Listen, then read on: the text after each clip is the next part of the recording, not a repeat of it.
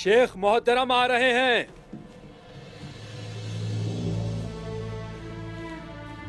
بسم اللہ الرحمن الرحیم. السلام علیکم. وعلیکم السلام ورحمۃ اللہ وبرکاتہ.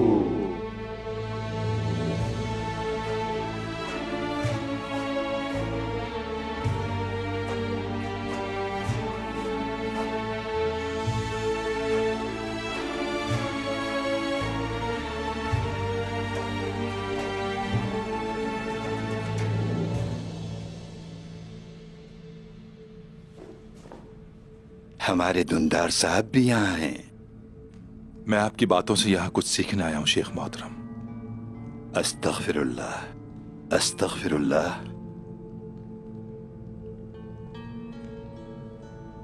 بسم اللہ الرحمن الرحیم.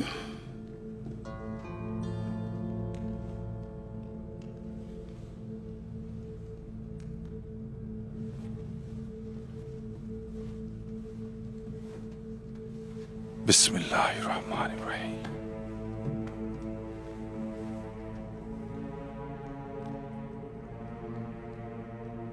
کسی کو یاد کرنا اس کے ملنے سے بہتر ہے، لیکن ملنا بھی ضروری ہے. ملاقات کی اپنی اہمیت ہے. جیسے ہم واپس آ کر اپنے پیاروں سے ملے، اللہ کا شکر ہے. حج پہ جانے کو دل ترستے ہیں.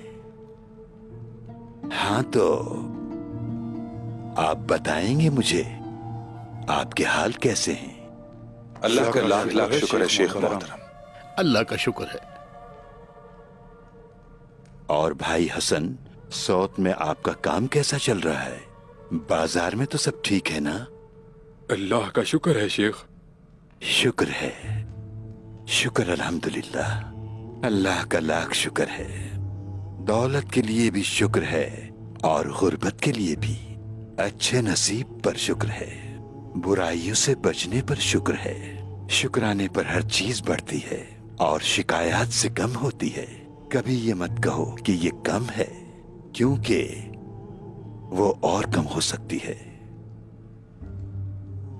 اگر کوئی قوم شکر گزار ہونا چھوڑ دے تو برکتیں وہاں سے ختم ہو جاتی ہیں. میں نے دیکھا ہے کہ سوت کے بازار میں بہت برکتیں ہیں.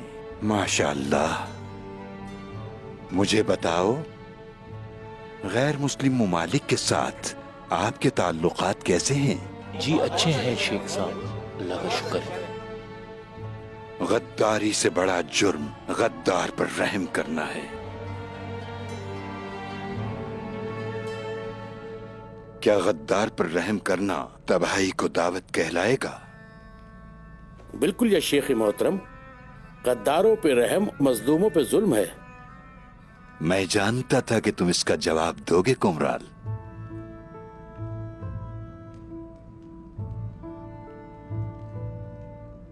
اور ہم نے بابا تابدک سے سنا اور ان سے سیکھا. میں آپ کو بتاتا ہوں یہ الفاظ کس نے کہے. راہب اودون جانتے ہیں انہوں نے یہ کہاں کہا؟ سلطان غیاث الدین کے شہر انطالیہ کے المالی علاقے میں. کیا آپ لوگ جانتے ہیں المالی علاقے کو؟ ہم جانتے ہیں شیخ محترم. دندار صاحب کی موجودگی میں ہمارا جنگ کی بات کرنا گستاخی ہوگی. استغفر اللہ شیخ محترم، استغفر اللہ. جب موصل کے استاد اللہ انہیں جنت نصیب کرے، حضرت امام الدین زنگی نے عرفہ کو صلیبی کافر جوسلین سے حاصل کیا تو خطے کے تمام کافر ایک جگہ جمع ہو گئے اور ایک مرتبہ پھر سے مہم کا آغاز کیا. معزز سلطان مسعود اناتولیا سے گزرنے اور عرفہ کو عطا بیگ زنگی سے واپس لینے کی ان صلیبی کافروں کو بالکل بھی اجازت نہیں دے سکتے تھے. انہوں نے ایک صلیبی لشکر کو ایس کی شہر میں ہی شکست دے دی اور باقی کے لشکر کا تورس کے پہاڑوں کو عبور کر کے جانے کا ارادہ تھا. वो आए और तोर्स के पहाड़ों और अनातोलिया की चोटियों पर अपना पड़ाव डाल दिया। जो लोग सलेबी लश्कर को जानते हैं उन्हें मालूम है कि उसमें हजारों लाखों सिपाही होते हैं। तो फिर इतने सिपाहियों की जरूरियात क्या होंगी? काफिरों को भी भूख लगती है शेख मोहतरम। उन्हें रोटी, पानी और सालन की जरूरत होती है। बिल्कुल ठीक कहा। तो उस दौरान वक्त के साथ साथ उनकी खुराक का जखीरा खत्म हो गया। अब वो क्या करते?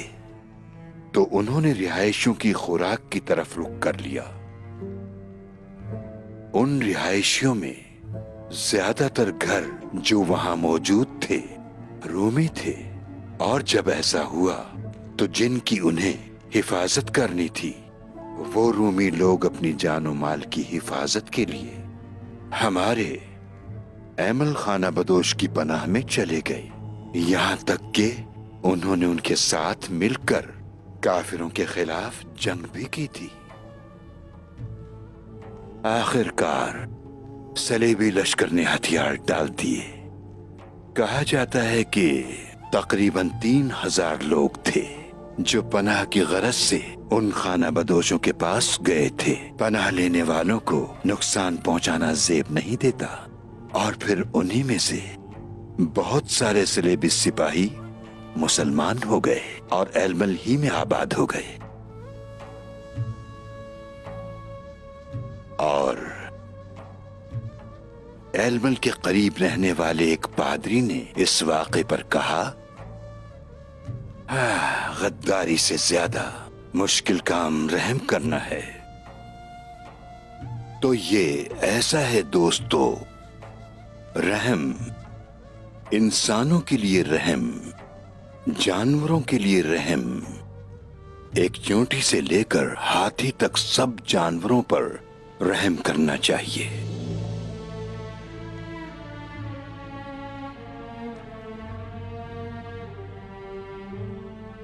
काय का परचम इस्लाम का परचम है।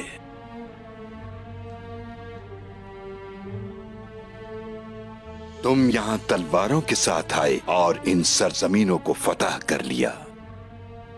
तलवार से जमीन तो ली जा सकती है, लेकिन इस जमीन में जड़ पकड़ने के लिए जमीन के ऊपर नीचे मौजूद हर शय पर रहम करना लाजिम है। जो रहम नहीं करता उसका कोई दीन नहीं हो सकता। तो ऐसा है प्यारो, बस इतना काफी है। मैं मजीद आपका वक्त नहीं लूंगा। अस्तगफिरुल्लाह, अस्तगफिरुल्लाह।